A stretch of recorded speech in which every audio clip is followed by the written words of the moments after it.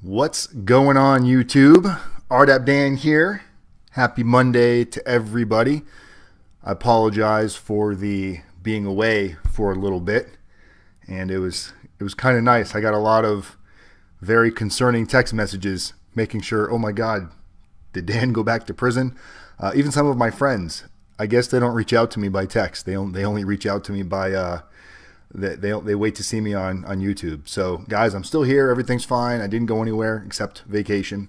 What's going on, Robert, Kevin? How are you guys doing? Welcome back, everybody. It's Monday, and we are going to talk a little bit today, get you all on the same page. We're going to talk a little bit about going to federal prison, and is it really the end of the road? Does it really feel like life is over? Does it really feel like there's not going to be anything left?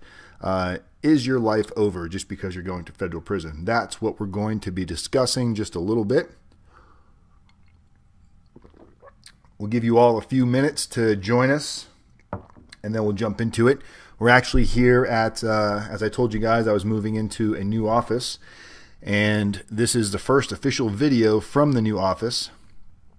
Actually started making the move over here right before I went on vacation. Started putting a few things in the office. But I'm excited. I will be giving you guys a little tour of the office. Not today because I'm exhausted. Had a really good day. It's been nice. Went and had a little lunch. And here we are, ready to kick it off.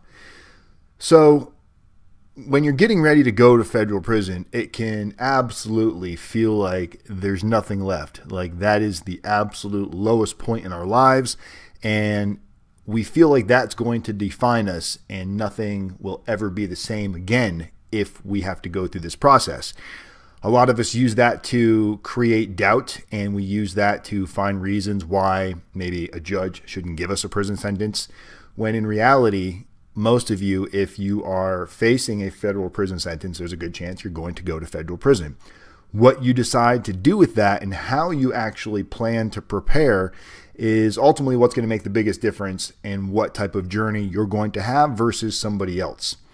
The reason why I decided to do this video today, one of the comments on a different video, somebody had commented something on there like, can you really have emails and make contacts in prison and have the ability to email, basically? And I responded, and when I responded, I saw that this guy had quite a bit of, a lot of subscribers. He had, I think it was something like, he's either 100,000 or 20,000. He had a lot of subscribers. And I went to his channel, and I'll tell you guys, very awakening to see somebody like him functioning in the world. And I'm going to do a video about this guy. He's somebody that's completely disfigured. He's on like a breathing apparatus. He's got severe health problems. And if you've ever seen the movie, I think it was called Elephant Man or Mask back in the day with Schultz and Cher. If you remember the movie Mask, and it was based on a true story of the Elephant Man, this is pretty much what this kid looks like. And he's a young kid. He looks like he's in his early teenage years, just living a actual struggle, like living things that you and I could probably never imagine. And here we are, we're healthy. We've got our, we've got life ahead of us. Yes, there's a detour. Yes, we have to go off to federal prison. But does that necessarily mean your life is over? Does that mean it's time to throw it in, stick your head in the sand, cry and boo-hoo about how unfair it is and how why me and how come this isn't happening to somebody else and I'm a good person, when there's people out there that truly have real issues, real suffer, real struggle, and we take our life for granted. We don't realize how precious life is until we're faced with something like this. But if we look hard enough, we can find a million reasons to be satisfied with our lives, even as we're possibly heading off to federal prison. And as I wrote in the comment or in the description of this video, I wish these are some things that I focused on before I went to federal prison. So that's a little bit about what we're going to discuss in today's video. Don't forget, if you haven't already subscribed to my channel, now is a great time to go ahead and do that. Go ahead and press the subscribe button. Also, there's a little bell, like a notification, should be up in the top right-hand corner of your YouTube screen. Press that little notification. That will make sure that you're on our list so you get updates from YouTube when we're creating new content. Also, if you haven't done so, text the word YouTube to 76626. It's posted right here on the top of the screen. 76626. That will put you on our text message notification list, which is separate from YouTube. It's to keep track of all of you and you able to keep track of me.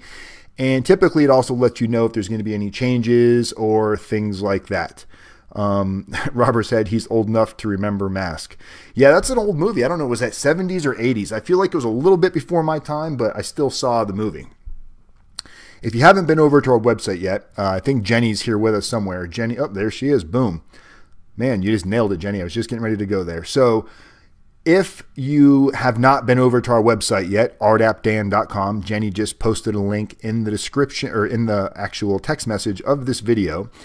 Go over there. There's a members area. It's completely free to become a member. This is how you will get your awesome RDAP Dan wristbands. For those of you that don't remember what these bands say, they say RDAP Dan on them on one side, and then on the other side has our little motto, community as method. The point of these bands, beyond super awesome fashion, the point of these bands is to serve as a reminder to not allow ourselves to dwell on negativity and things that may be outside of our control. When you find yourself dwelling on something negative, when you find yourself caught in a funk and you're laying in bed and you're staring at the ceiling and you just feel like life is over, remember, there's always somebody out there that's got it way worse than you or I.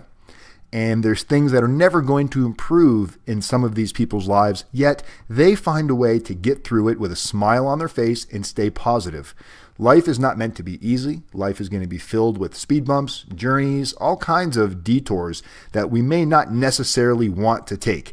When you look down and you see your RDAP Dan wristband, it is to pull you out of that thought process and get you moving into something a little bit more viable for your time. Something that's going to allow you to be proactive and actually do something about your situation. Many of us go through the process where we have either hired an attorney or we were appointed a federal appointed attorney, and many of us feel during that process and during that journey that we're just not getting the service that we really intended from the attorney. And a lot of that has to do with our expectations. We didn't manage our expectations. We didn't know how to measure them. We had this idea in our mind that we felt like this attorney was going to come in and just fix everything. And then when things still look like, well, I'm still going to prison, you tend to get a little upset because you feel like there's nothing you can do. Your attorney's job should be to prepare you for sentencing, and meaning what most of them are capable of doing is working out the best possible plea agreement for you so you do not get yourself into a deeper situation, to make sure that you're abiding by the law, to give you the legal ramifications of what you're going to face if you decide to go to trial versus taking a plea. Things that you can be focusing on in addition and complementing what your attorney's doing are the services that we here at Federal Prison Time Consulting LLC want to be able to provide you with. For those of you that don't understand the power of a well-written letter, I'm telling you, if you haven't watched the videos with Todd Hansen or several other people in here that have used our services, I can't think of everybody's name right now, but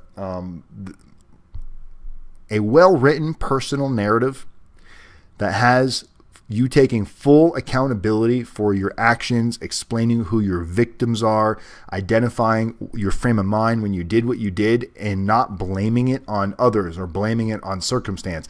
I had a conversation with somebody today about addiction, and it's easy to chalk up poor decisions to addiction. Okay? People that have addictions, and it could be addictions to anything. It doesn't necessarily have to be addictions to drugs. It could be addiction to anything. Somebody that has an addiction that continues to make bad choices, they can't blame the addiction for their choices. And no one's saying addictions are not real. I am a firm believer that they are real, that there is a battle. But when you choose to use that addiction or use to go off into never land and you start making a series of horrible choices, it's not the addiction that's making you make those choices. You are actively seeking and choosing to make those choices. The addiction, once you get deep into the addiction, maybe you're lost. But prior to you using, you made a choice to use. Prior to you going outside of your relationship, you made a decision, and you have to be able to live with that decision and live with the consequences. If you're not willing to live with the consequences, then you need to change what you're doing, because at some point, consequences will catch up to all of us and we'll have to pay the piper. So what we do is, what's up, Gus? Jay, thank you. Jay Hugasane, another client who took full advantage of our service, the personal narrative, character reference letters, building a mentor network, building a network group, getting involved in community service, showing and presenting him to the judge as somebody beyond just a individual that is being identified for the crime that they committed, showing who they really are and what they're capable to do in order to create change. People like Jay created so much change that the sentence he was supposed to receive, which was being the sentence that the prosecutors wanted him to receive, the sentence that his probation report, his PSR, recommended he receive, the judge went below all of that and did not feel that Jay needed prison time. Jay ended up getting 6 months home confinement and 5 years federal probation versus the jail time that he was very likely to get. And the judge was very clear in making his case that the reason why he was doing this was the effort that Jay had put in with the classes he had taken, with his personal narrative, with the character reference letters. We don't just come up with ideas of what we think might work. We've used proven theories, proven methods that we've seen make a difference over and over and over again. Usually the deciding factor is how much work somebody's willing to put in. Jay busted his ass and never stopped working. El Gordo's asking, did he have a minimum mandatory? No. If you have a minimum mandatory, El Gordo, that changes the ability. Now, if you have a minimum mandatory of like a 60-month minimum mandatory, the judge's hands are going to be tied unless you qualify for like safety valve or something happens with the prosecutor where the minimum mandatory is no longer there. But if you walk into sentencing with the minimum mandatory, there's really not much the judge can do because it's not discretionary. Your guideline range, like if your guideline range says your guidelines advisement say, let's say 3 to 5 years, that's an advisement. That's typically where the judge will sentence you based on the guidelines, but the judge has the ability to go above those guidelines or below those guidelines based on what he wants to do or what she wants to do based on your conduct.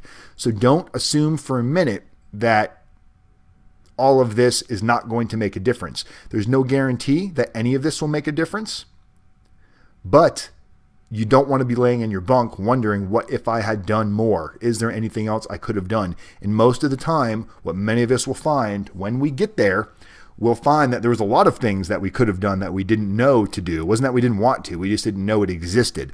I create these videos to give you guys valid interpretation of what you can actually do so you don't have that same excuse. If you have that excuse after watching all of these videos, you're using it as an excuse to justify why you didn't do anything. You're stuck in the victim role. There's no excuse for any of you that are watching these videos to be in the victim role. Many of you think, well, I can't afford a prison consultant, or I don't know if he can help me. So you allow that fear and that doubt to stop you from even picking up the phone and calling. Trust me, I don't put my phone number on. I don't like getting harassing phone calls. I don't like getting prank calls. I don't like getting text messages at 4 a.m. from, college kids or high school kids that think it's fun to prank somebody. I could not put my phone number on there and make you guys have to go through the website, shoot me an email. But I realize it's already hard enough to mentally get yourself prepared for prison. And most of you struggle to reach out to me when I make it simple by putting my phone number on the screen. So I imagine if my phone number wasn't there, a lot of you would never reach out. So as frustrating as it may be, and as many idiotic phone calls and text messages I might get, I'm willing to put up with that aggravation because I know for the few of you that actually do pick up that phone and make that phone call, that it could be the difference of possible suicide, thoughts of suicide, how you're interacting with your family, what you think prison's actually going to be like versus what it is going to be like. Usually a 5 to 10 minute conversation can do so much in reducing somebody's anxiety from where they currently were. El Gordo, that's very, very typical. Or Gordo's, he's telling me that they keep changing his sentencing date. That happens not all the time, but it does happen. So don't get too worried about that. Either they're telling you why they're doing it or they're just doing it. It could be people are on vacation. It could be they're getting new evidence. It could be there's still things going on. It could be somebody's having a baby. There's all kinds of reasons that cause these sentencings to get postponed and pushed out. It's easy to find things to complain about.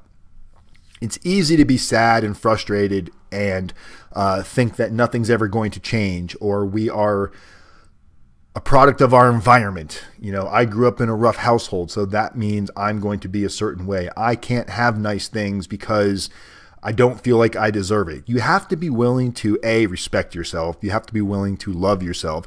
You have to be willing to hold yourself to such a high standard that anything else is just golden. When you come across people, do what you say what you do. Don't overpromise and underdeliver, because that is the trait of somebody that is not trustworthy. That is the type of person that nobody likes. Maybe they don't say it to your face, but if you're that person that says you're going to do something and you never do it, people start to no longer rely on you. Then when you do it, it's shocking. So guys, just stick with a plan. That's why we say pick up this phone and give us a call, because we do want to see you guys succeed. And you're either your own worst enemy or you're going to be your biggest cheerleader. We've got a couple of clients right now that are not super satisfied, but they haven't done anything. They haven't lifted a finger. They only hear what they want to hear. They're sitting in prison right now. They haven't done any of the additional curricular activities that we've asked them to do. They're asking for additional halfway house. One of them got 6 months halfway house when most other people in that prison are only getting 3 or 4 months, and they're frustrated. But when we go and look at what they've actually done with their time, they've done very little. Every email is complaining about how the BOP treats them so unfairly and how nobody here gets the medical that they need. Just complaining. What you guys need to remember when you're getting ready to enter into prison, when you decide to jump to the email and the phone calls and call somebody and complain, be willing to deal with the consequences. We spoke about it earlier in this video. You have to be focused on the consequences. Realize that staff reads these emails. They can read the emails. Doesn't mean they read every one of them. But if all of your emails the theme is negative, complaining about where you are, bitching and moaning, and not really doing anything proactive about it, when you do go to ask for something later on, when we are appealing to them and asking for additional halfway house time based on your good conduct, staying out of trouble, maintaining a job, taking classes, and the whole time you've been bashing them, what do you think they're going to do? So keep that in mind when you're sitting in there and you're having that frustrating day where you feel like you want to lash out. I just had an email from a client who finally, you guys know Ian. We spoke about Ian before. We see his mom in here all the time. Ian's one of our clients, and he just finally got to. He's been in solitary confinement for months, mostly by choice, because he didn't feel safe at the prison he was at. So he spent time in solitary confinement. He's now out of prison. He's in RDAP, and the email he sent me. Let me see if I have it up here still. I'll read it to you. And it's nothing crazy. Here it is. This is the email from Ian today. He says, hey, so I'm starting RDAP, but I had a couple of questions concerning staff and your experience. Was staff hypocritical, like wanting you to take responsibility, but them not doing the same, wanting you not to make excuses and them making them themselves? Or was staff hypocritical, or would you say they tended to lead by example, or was it do as I say scenario? So basically what I took from his email, it was a short email, that's all he said, is what I took from that email is the staff is telling him he needs to be accountable for his actions, but yet he's probably seeing the staff do things that don't look like they're taking accountability, or telling him to do certain things, but they're not living their life by the same way. And he feels like they're being very hypocritical, and he's allowing this to cloud what he needs to stay focused on. The problem with that, guys, and just what I told him, actually, I'll read you my response. Hey, Ian, glad to hear from you. To answer your question as directly as possible, RDAP is designed to be very uncomfortable in order to take you out of your comfort zone. Do not worry about what others are doing. If you feel staff wants to be If you feel staff wants you to be accountable, but they seem to not hold themselves accountable, who cares? They are not in treatment, you are. I struggled with a lot of the same issues you mentioned above.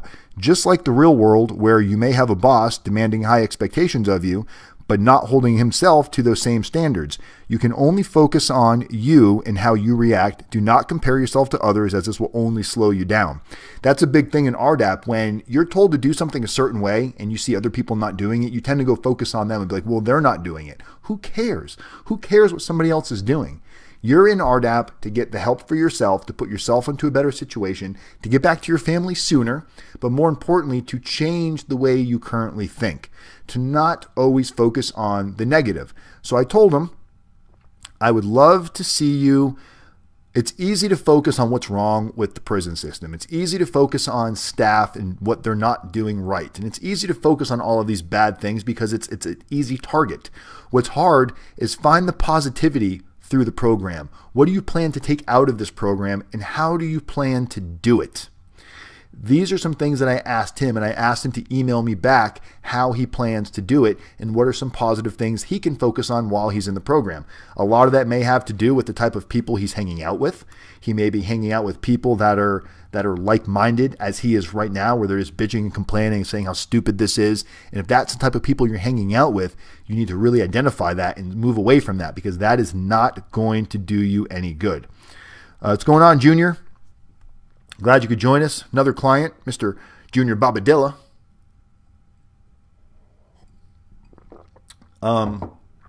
So that's huge to me, guys. It's huge, huge, huge to realize that prison is not the end of the world. Your life is not over unless you got a life sentence or you have some ridiculous sentence, even if you got a sentence of 10 years. I spoke to a guy today who's got a minimum mandatory of 10 years. And we've been having that a lot lately.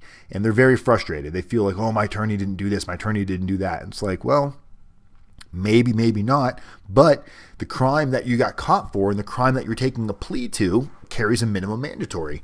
And you know, your attorney realizes if you don't take that minimum mandatory, you very well may be looking at a whole lot more time. And that's something that you really have to consider. Are you innocent, or do you just feel like you're being wronged and you did what they said, but you didn't do as much? You know, there's so many different variations of what goes on and what people take pleas to and what people take accountability to. I took a plea. I wasn't willing to go to trial. If I would have went to trial, I would have been looking at 15 to 20 years. At least that's what my guideline range was. And to me, it was too scary. It was too scary to think about that. So I took a plea that capped my sentence at 60 months. 60 months meaning that's the most that they could give me. Junior Bobadilla. Safety valve. He's asking about safety valve. So if you have a minimum mandatory and you qualify for safety valve, that can remove your minimum mandatory, which can allow the judge to sentence you below guidelines. And there's a lot of questions people have when it comes to minimum mandatories. That's why, again, it's a good question, Junior. Glad you brought that up. I think you already knew the answer. I think he was just baiting me to let the rest of you know. That's why my number is on the screen, because if you're in a situation, don't assume you know all of the answers. Everybody wants to take advantage of RDAP. RDAP is the Residential Drug Addiction Program, which if you qualify for the program, it can reduce your sentence by up to 12 months. There are stipulations. There are qualifications that you have to meet before that can happen. You have to have a sentence of 37 or more months in order to get any time off. I'm sorry, 37 or more months in order to get the 12 months off. So for example, we know 24 months is the minimum. If you have a 24-month sentence, the most time you can get off for RDAP is 6 months. Now, if you get sentenced to 24 months, you get to prison, but the next RDAP class doesn't start for 2 or 3 months, you're not going to get any time off just because you got a 24-month sentence. You have to enter the program with 24 months.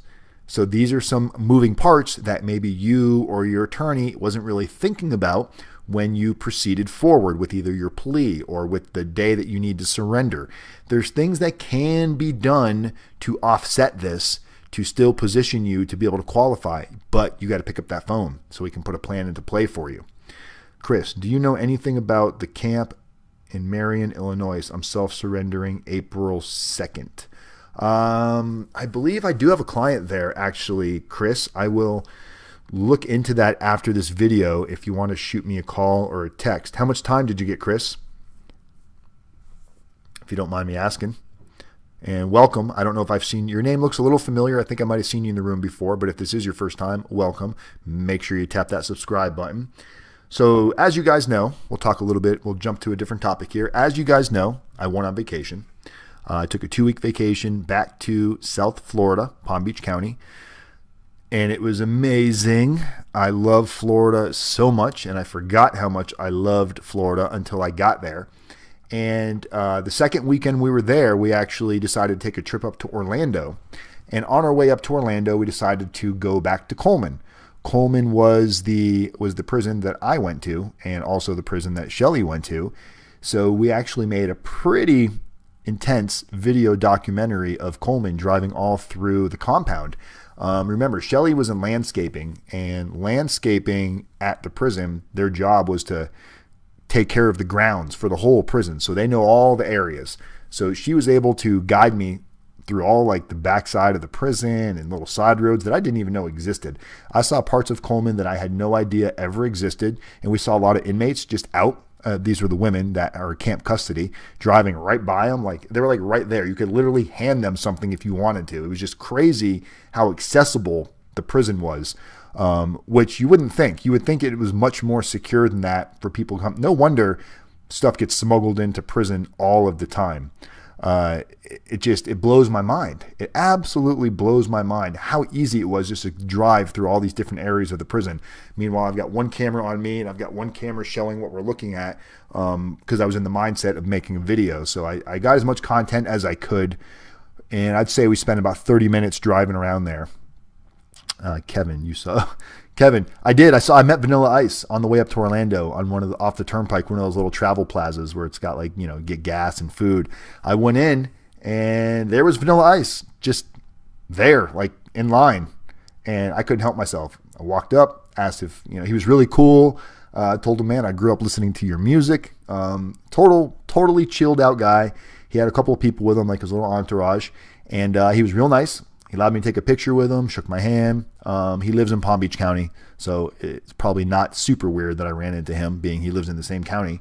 But yeah, we had a lot of fun, and we took a lot of video. I'm going to be making some videos about the Florida trip. One of my clients that you guys have seen in the room before, John actually flew to Orlando just for an afternoon, flew to Orlando to come meet with us, had dinner, drinks with us, hung out for a couple of hours, flew in at about 3 o'clock in the afternoon, and then he flew back out at 10:30. So that was really cool. That's not something that everybody has the ability to do. And it really made me appreciate, he was actually a client that we helped that ended up not getting any prison time, and he didn't even get sentenced to anything. We were able to help position him to where his charges were completely dismissed. Now, that does not happen all the time, so don't hire me with the assumption that we're going to get your charges dismissed, because that was a Hail Mary, blessing in disguise, whatever you want to call it. But yes, that was cool. He flew in. He was really appreciative. He doesn't have a felony on his record, nothing. So that was really neat seeing John. So John, if you're watching, thank you for coming out. Really meant a lot to us. And all of you that have been supporting and watching this channel for since 2015, basically, some of you that have been watched my video before I even got out of prison. Thank you guys for your support over the last couple of years. It really means a lot. We are going to be taking this to the next level. We're going to be doing some upcoming speaking engagements in different colleges across the nation. Really looking forward to that. That's something we've been setting up in motion now for a couple of months. Moving into the new office was a huge step for us. I will give you guys a tour of the office maybe next week, or maybe this weekend we'll come in and do a little live tour. We have CJ will be starting tomorrow with us. CJ is going to be one of our newest additions to the RDAP Dan family, Federal Prison Time. He's going to be dealing with a lot of helping me stay in contact with you guys, getting your paperwork out in time, setting up phone calls. He's just going to be doing a lot of behind the scenes, helping out with the videos, doing a lot of what Jenny's been helping out with. So we are going in a good direction, guys, and it's because of awesome clients and viewers like all of you who have made this dream a reality. To this day, people always ask me, how did you start this business? And it's like, I really don't know. I didn't mean to start a business out of it. I went to prison. I made a video about going to prison. I got out of prison. There was a lot of comments on that video about what was prison really like, and all of you that are getting ready to go to prison were posting comments on the first video, and I thought I could sit here and respond, or I could make videos and respond with videos, not with the intent of becoming a YouTuber or with the intent of growing a business. Just sounded like a good idea at the time. And then several months into it, I realized how needed it is and how grateful so many of you were for the content that you were able to use to help you sleep at night and reduce anxiety. So that is probably the biggest reason why we did what we did. And that's the biggest reason why we continue to do what we do. As you guys know, we had to raise our price from the $1,500 to $2,500 in January. Nobody likes raising prices, especially me, but we had no choice with some of the new services, with bringing on some additional staff. It was just something we had to do in order to maintain growth and expectations from all of you. Gabriella is asking a question. Does dismissed charges disqualify defendant? Does dismissed charges? Gabriella, if they dismiss the charges, there's no charges. You're not being charged with anything. It's like the case goes away. Is that what you're asking? That wouldn't disqualify them from safety valve. They wouldn't need safety valve. If charges got dropped, or dismissed means dropped. Does dismissed charges disqualify defendant from safety valve? Unless I'm misunderstanding your question, dismiss is the same thing as dropping charges. Like they no longer have federal charges. But feel free to re-ask the question in case I did not understand it. What else? Well, he got charged with conspiracy. After they dropped the charges? Or he got charged with conspiracy, then they dropped the charges? And if it's easier for you to email me or call me after the video, Gabriella, that's my direct number is right there on that screen. Feel free to use it and abuse it. I think some people don't realize I live on the West Coast. I only say that because sometimes I get calls at like 5 in the morning, and I believe it's like East Coast people when it's 8 a.m. in the morning, and they're like, oh man, got to call RDAP Dan. And thank God I got this little button you can turn your ringer on and off easily, because sometimes if I'm awake, I'll answer it, but usually I'm not. I'm not going to lie. I'm usually not awake at 5 o'clock. I apologize.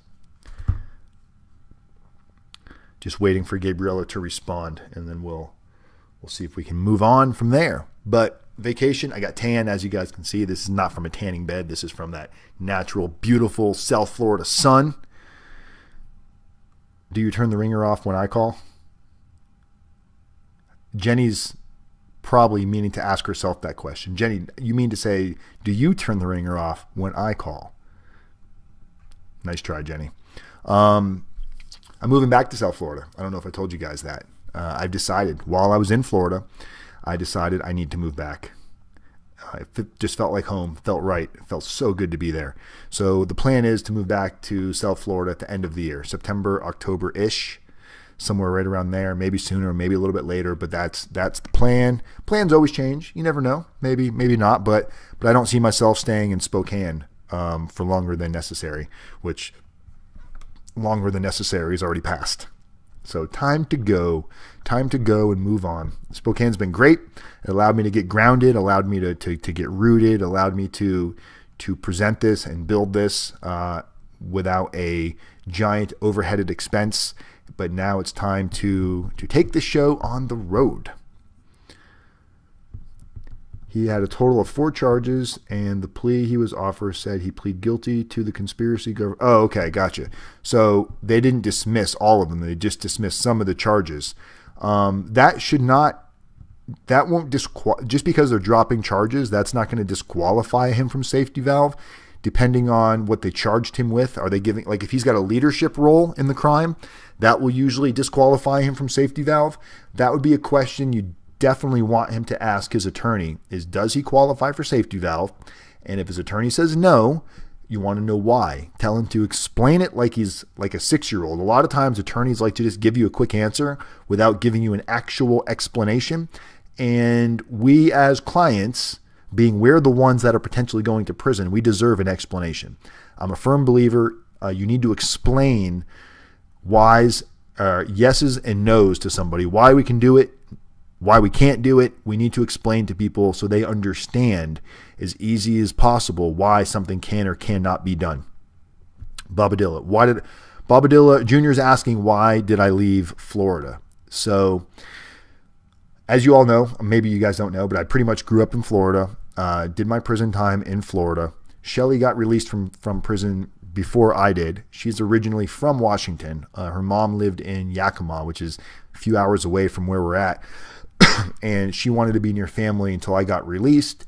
So when it came time for me to get released, I changed my release address to Washington versus Florida. That way the BOP would have to pay for me to transfer here. So they paid for my airline tickets and my transportation and all of that for me to get here. And the plan was to go back to Florida pretty quick after I got here, but we just realized it wasn't as easy as we thought. We needed to get on our feet. It was going to cost quite a bit of money to move back to Florida. And at that point, neither one of us had, I think I got out of prison with, a couple $100s to my name, literally had nothing.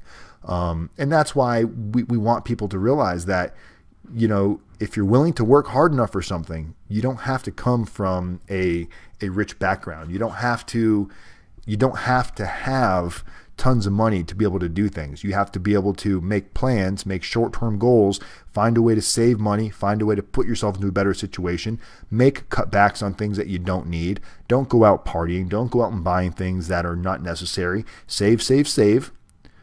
Position yourself, and eventually you'll find yourself in a situation that you've earned, which is where a lot of us fall short. And this is what got a lot of us in trouble, is we wanted to put the cart before the horse.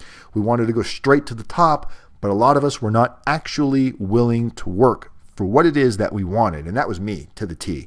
I always wanted everything now. And I still struggle with that. Don't get me wrong. I still struggle with wanting instant, immediate gratification, but I've learned to listen to that little voice inside that tells me to take a breath, think about it for a day. If I still want to do it, okay, then maybe it's good to do. But when a thought usually enters my mind, I usually now give it like a weekend to think about. And usually after that weekend, I'll start to change a little bit. Oh, I really don't need that right now. Like, I'd love to upgrade my microphone. I love my little blue snowball. It's served me great, but we're getting ready to bring in the podcast and everything else. So we need to upgrade the microphone. And these are not big life-changing decisions, but I have allowed myself to take time and process things before I go do them, so I don't just end up with a bunch of junk that I don't need. So yeah. So here, I'll give you guys a little view. So this is our little office where we're at right now.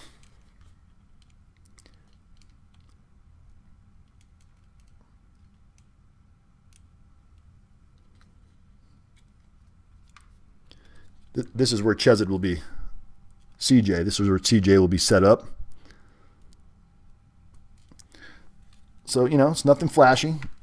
So I don't want you guys out there thinking, oh my God, Dan must be making millions of dollars if he got an office. Trust me, this office is pretty small. It's very accommodatable for what I need. I just really needed to get out of the house. Living, working out of your house, doing everything at your home, it can really start to make you feel like the movie The Shining, where you start to go stir crazy in your house and might start killing people or something. So I don't want that to happen. So I got an office. But plus, CJ is going to be here, so I didn't really want him working like out of my house. I'd rather have him an actual spot where he can work.